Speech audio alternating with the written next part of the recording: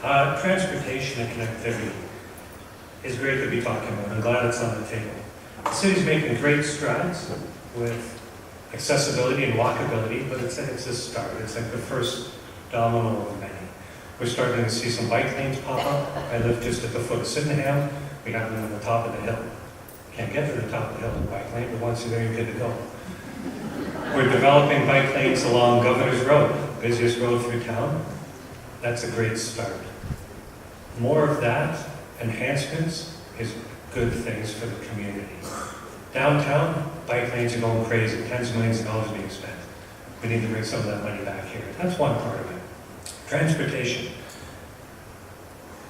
I've seen a lot of numbers and I've read a lot of studies about LRT, not here but across North America.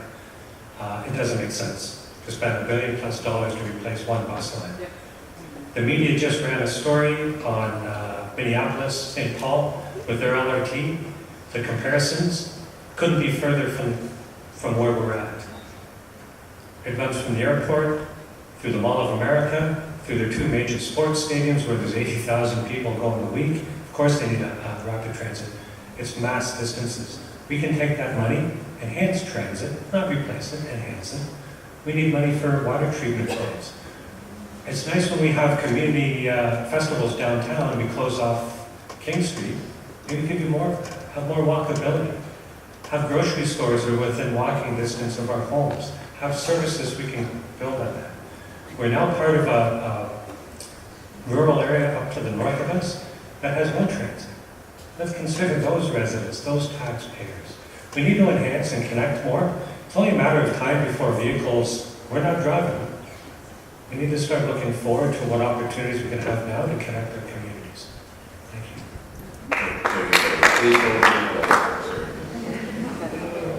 And the final speaker is Pamela. Yes.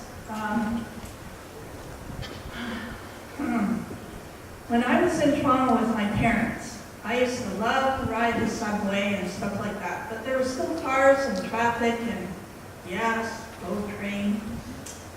But, you know, here we are, 2018. We all still have cars. It's a major industry, right? Okay. What I would like to see is better sidewalks, better roads, okay? You have a right to use your car, park it, get out and walk. We have a beautiful community to walk around. I walk lots of times, blocks with my bad knee, but I still do it. I walk blocks around Dundas, and you know, it's a wonderful place. We need bike lanes. If downtown Hamilton can block part of Bay Street up and have bike lanes, we can implement them. But we also need better bus service out here. We need a free shuttle bus to get people to the grocery stores. A free HSR bus that would pick up people and take them to the University Plaza. We don't need that grocery store closed. We need that grocery store open for people to buy their groceries there. We need to look at the dynamics of that place. It's a beautiful shopping center. And we need to keep the greenery. We need to look at our nature. We have to have respect for that. Yes, global warming, yes. But we need to look at the possibilities of how we work these things together. You know, people do give up their cars, they do ride the bus. What I would like to implement is age 70. Age 70, you get on free the HSR bus. Age 70, you get on free the DARTS bus. The DARTS bus is a great service. It can do better. The HSR is a great service. It needs to do better. Okay, panel, thank you. Okay, so you move on, please, to question number 4.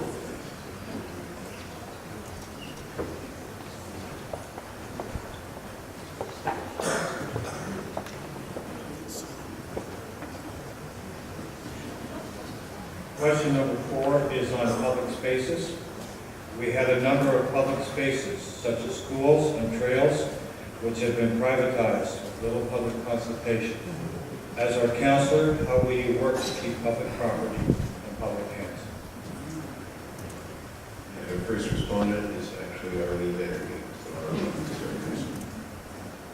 Thank you. So the first thing I want to say is about Parkside. The truth about Parkside. The truth about Parkside is that if we hadn't purchased it as a cemetery, the school board would have sold it for the highest and best use. What do you think that is? So the city was not willing to purchase parkland in Dundas because we have more parkland than probably any other ward in the city. I met with the neighbors in that area, 130 homes, got invitations from me. When the school board was going to put it up for sale. And I asked them what their worst fear was. And we discussed it. And then Bob James made a suggestion to me that have we ever thought about a cemetery? And the funny thing is, about a week later, Public Works brought a report to council, to committee, saying they'd done an inventory of the cemeteries in Hamilton, and the only place that they need more cemetery land was Dundas. And so that's how that happened. And I am extremely proud to say that that land will forever be in public hands because it's going to be a cemetery. And we will forever have our beautiful view of the vista of the escarpment from the Dundas Driving Park. And that is an example of what I do to keep things public when I can. Thank you. Great. Second speaker is Kevin Ray. Thanks, Bob. Public spaces, let's start with Parkside since it's on the table. We moved here, we had a great hospital, we had a public school 2 blocks, we had a high school 2 blocks the other way. Public school's still there, but it's in poor repair, unfortunately. High school, long gone as we know. Best choice was apparently a cemetery. And the hospital is now going to be expanded by the university. The hospital's going to be gone as well, they're going to be downtown, if you didn't know. That high school should have been a senior center. It should have been a youth center, a community center, affordable housing. I've only got 2 minutes here.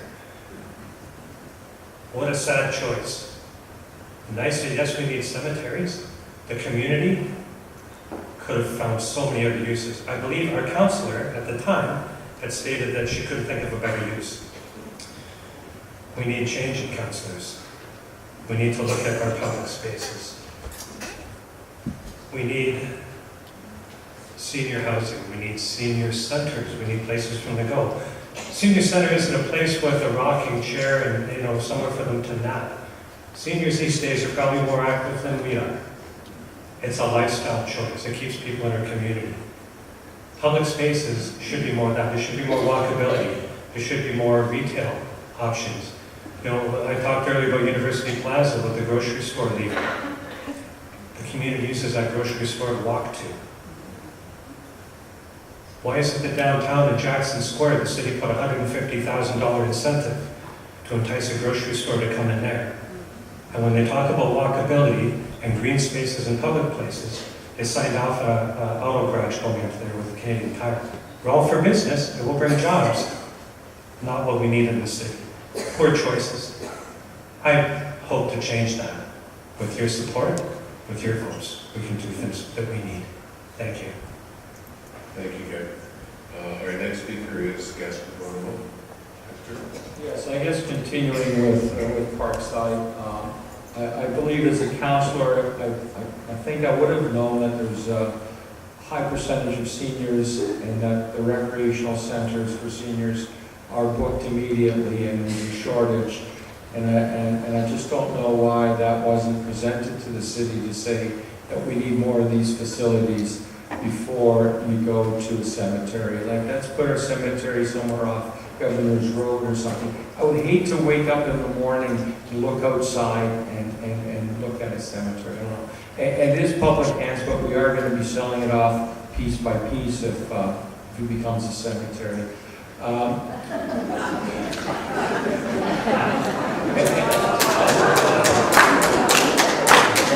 Anyways, and of course, senior residences, there's a need for that. And I have to tell you, with development, the biggest cost is the land. If you've got the land, you've got it beat. CHCH sold 1 acre of property downtown Hamilton, $6.9 million. So the prices have been going up. not because construction costs are that much more, labor, material, but it's just the one thing, the land costs so much. The city has an opportunity to create land for development fairly cheaply, so the development part then should be easy to do, but I don't think that they're thinking that way, and they're missing out on opportunities. Thank you. Okay, thank you, Councillor.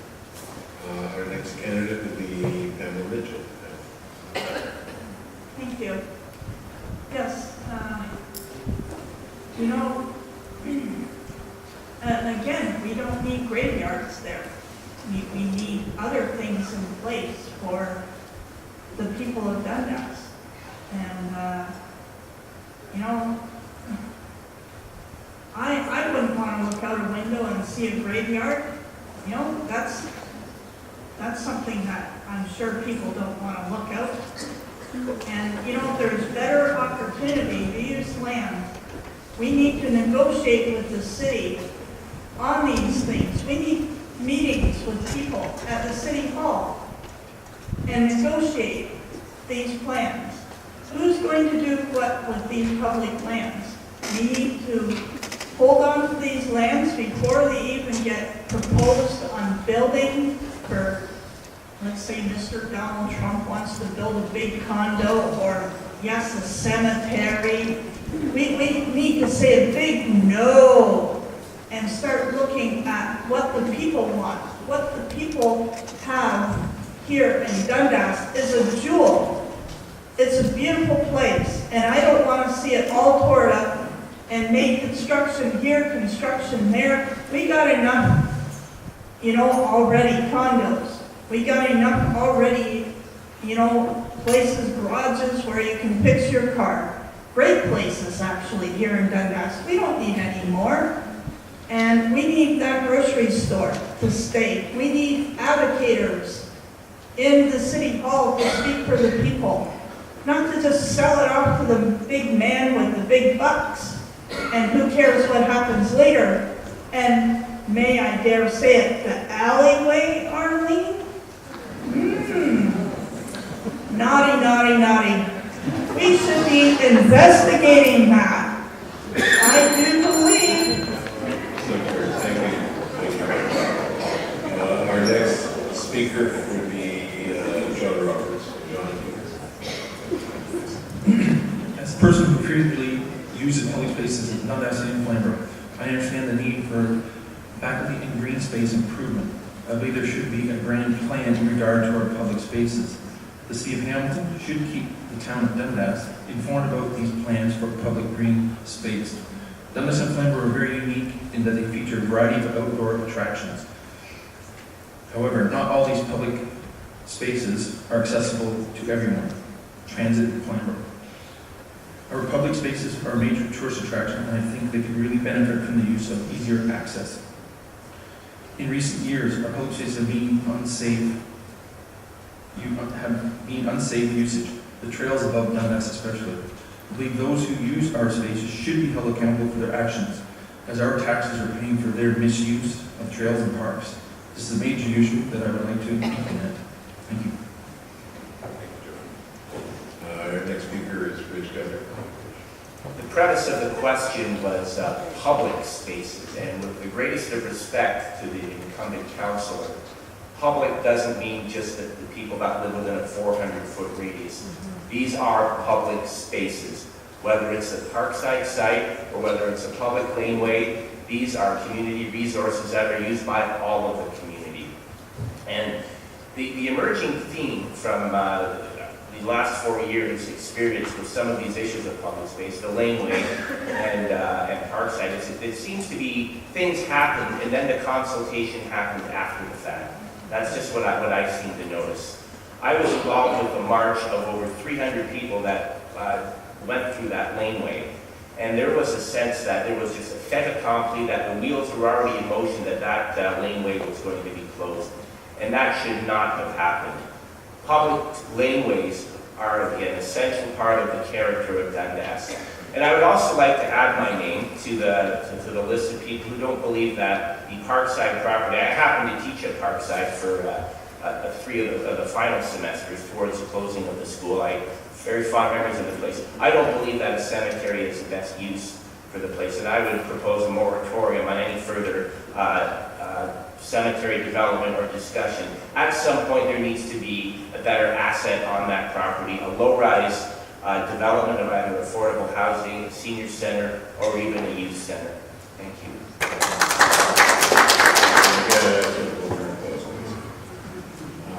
The final speaker on this question is John Vicketish. As a proud Parkside grad, how can I not continue with the theme of discussion? And I'll tell you, these debates have been great because, like you, I vote for my municipal council and my mayor and school board trustee, and then I don't think about it pretty much for the next 4 years. I read the paper. I've known all of the councillors in my life for one reason or another, but I've only talked to one in all that time on an issue, and that would have been Arlene, who was very nice and cordial when I talked to her about an issue last year.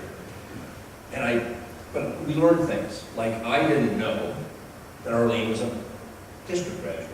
And I asked her that after the Cable 14 debate, and I said, well, there you go, district finding out the very Parkside. So, try to get your feeling where you can. But what I learned at the first debate was Arlene said the city had to have a use. And the only use they could come up with, whether it was relying on staff, it was a cemetery. So it didn't come from Arlene, it didn't come from the community council. And I didn't know that all we had to do was come up with a good use and we could save the property for us. Because we all know we could have used a community center with units above it. It was a 2-4 building, could have gone 2, maybe 3, and had a lot of units in there. But here's what I also know from my experience, is that all these rules, regulations, bylaws, provinces, this, that, you can change things. We just changed the provincial government. Guess what? We changed the federal government last time, might change it again, might keep it.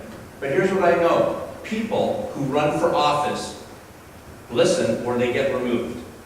Our current premier, in the middle of the campaign, said, you know that Greenbelt thing north of Toronto, I think I'd like to put some houses in there. Guess what? A lot of people talked to him real fast and he changed his mind.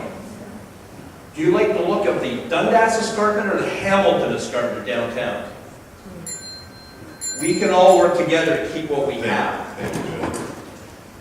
Okay, can we move on then? Moving on to the 5th question.